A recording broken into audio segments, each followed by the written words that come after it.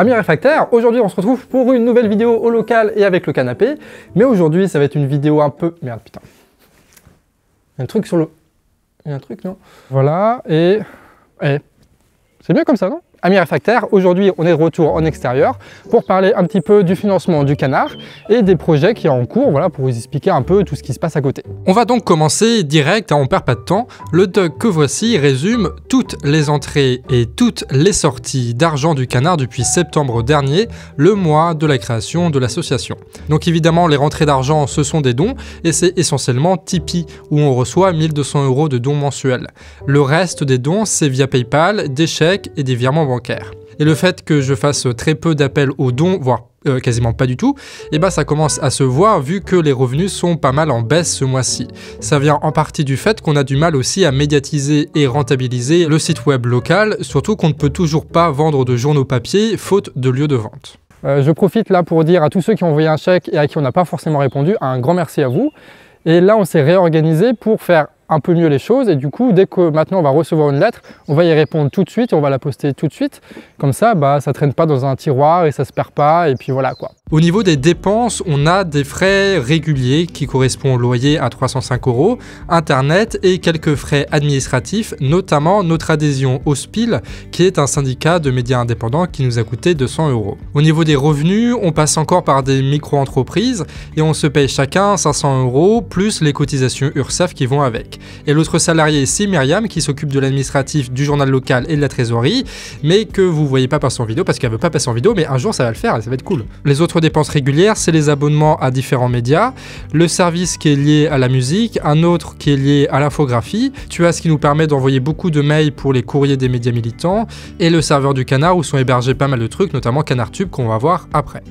D'ailleurs, si tu veux recevoir des mails avec des recommandations de vidéos sympas, n'hésite pas à t'inscrire avec le lien en description. Ça permet de tisser en fait des réseaux qui sont indépendants des GAFAM et ça c'est cool. Dernière dépense, c'est les gros investissements avec un nouveau boîtier, le G9 qui coûtait à peu près 900 € et ça a été acheté chez un petit revendeur français. Il y a aussi eu l'achat d'un fond vert qui n'est pas encore assez exploité ou encore des rideaux qui vont être posés la semaine prochaine, sans oublier évidemment les plantes. Bien sûr, le doc est accessible en description si tu veux aller voir les détails. Je pense qu'à l'avenir, on va peut-être rajouter des factures pour être encore plus propre que ça, mais là déjà, vous avez une idée de comment est-ce que le canard est géré et qu'est-ce qu'on fait avec vos sous. Et c'est donc avec cet argent que la boutique, elle tourne depuis quasiment un an quoi. Ça fait un an que personnellement, moi je reçois des sous et Myriam, ça fait à peu près depuis septembre. Et du coup, c'est avec ça qu'on a pu acheter du matériel et puis voilà, lancer la petite aventure. Ça fait maintenant un peu plus d'un an que la toute première revue de presse est sortie, et ça, faute de pouvoir filmer le manif qui était autour, du coup, il fallait faire autre chose, et ça a bien marché, et du coup, il y a eu une dynamique avec le Discord, puis le local, puis le site et tout le bazar, et en un an, c'est à peu près 200 vidéos qui sont sorties, donc à peu près une tous les 2 jours, ce qui est quand même un bon rythme, hein, on va pas se mentir.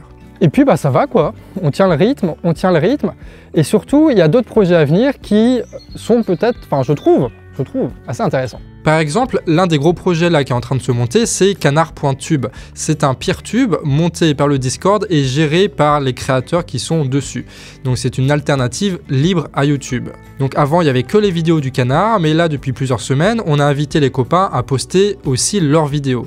Donc il y a Emeric d'État Cryptique, il y a Pixelmore, il y a Kali, il y a Malou l'accrocheuse de mots qui va bientôt mettre ses vidéos, et tu as d'autres créateurs sur la liste qui vont peut-être rejoindre le site et héberger leurs vidéos là-bas. L'ajout de membres se fait un à un sous proposition et validation de l'ensemble des créateurs. Au niveau des sous, ça coûte 40 € par mois et c'est soutenu là par la communauté du canard. Et s'il y a les créateurs qui veulent donner des sous après, ils sont libres, mais en tout cas, de base, c'est le canard qui paye. Il y a aussi possibilité de faire des lives depuis la dernière mise à jour et donc peut-être essayer de généraliser cette pratique avec aussi des vidéos qui seront spécifiques à cette plateforme pour essayer de mobiliser un peu les gens à aller sur d'autres sites que YouTube.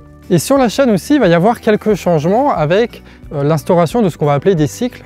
En gros, l'idée, c'est de s'approprier un sujet pendant un mois et de faire une vidéo par semaine sur ce sujet-là. C'est un peu comme ce qu'on avait fait avec les médias, vous savez, où on avait parlé d'un article du Monde Diplomatique, on avait parlé des automédias, des trucs comme ça.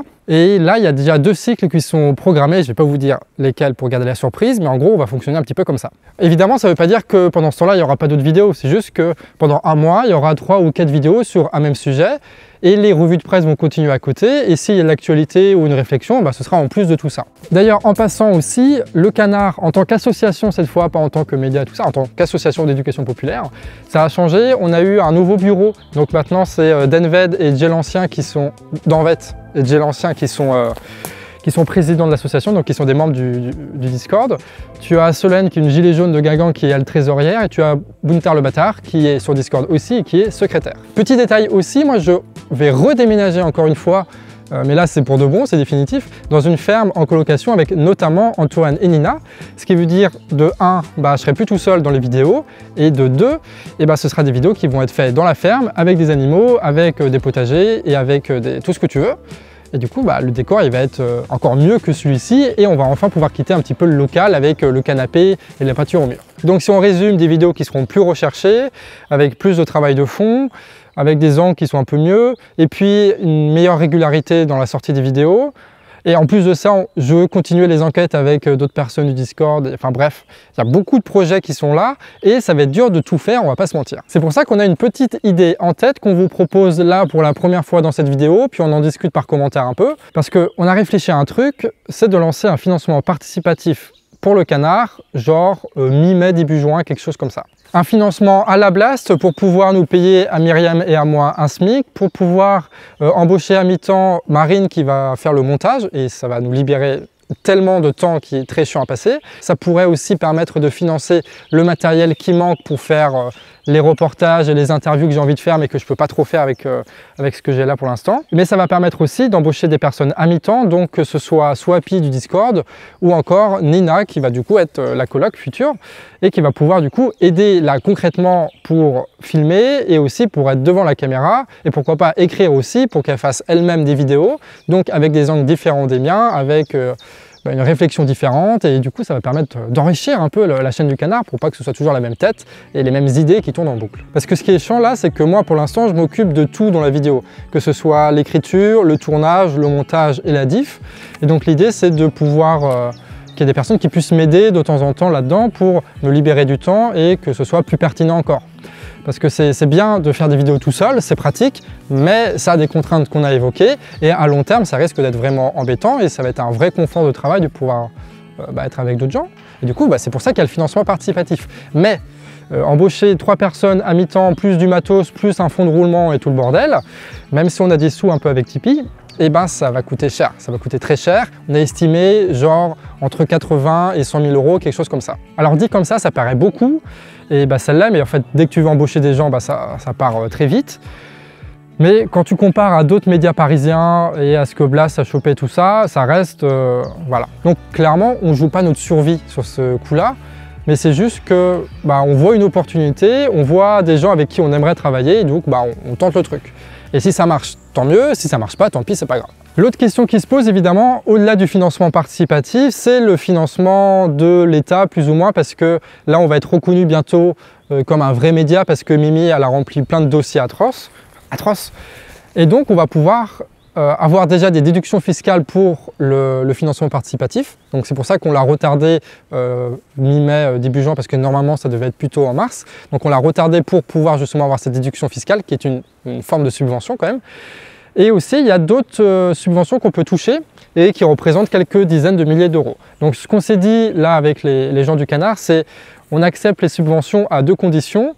La première, c'est qu'eux nous imposent aucune contrainte. Et deuxièmement, l'argent qu'on a, on ne s'en sert pas pour financer des salaires. Parce que le souci, évidemment, c'est que si tu as des salariés qui dépendent de la subvention, et nous, on va tout faire pour garder la subvention et on va être dans des conflits d'intérêts immenses du style, si la région, elle n'aime pas trop ce qu'on fait sur l'agriculture ou machin, et vous nous demandez ou nous faire comprendre qu'il faut arrêter ces sujets-là. Et donc nous, soit on continue, soit on dit à un ami de partir et on ne veut pas se mettre dans une situation comme ça. Ah oui, et suite à la polémique, contre-polémique, scandale machin qu'il y a eu avec Blast et Maxime Renaï et tout ça, on a décidé de mettre directement dans les statuts de l'association 2 choses. Le premier, c'est qu'on n'accepte pas qu'une personne donne plus de 1 000 € par an au Canard. Et deuxièmement, l'échelle des salaires dans l'association, c'est 1 pour 1. Ça veut dire que moi, je serai payé au même taux horaire que Mimi, que Swappy, que Nina et que Marine. Comme ça, si on veut s'augmenter, eh ben, on va devoir augmenter tout le monde, ce qui risque peu d'arriver, et donc on sera tous à peu près au SMIC et on va rester à ce niveau-là.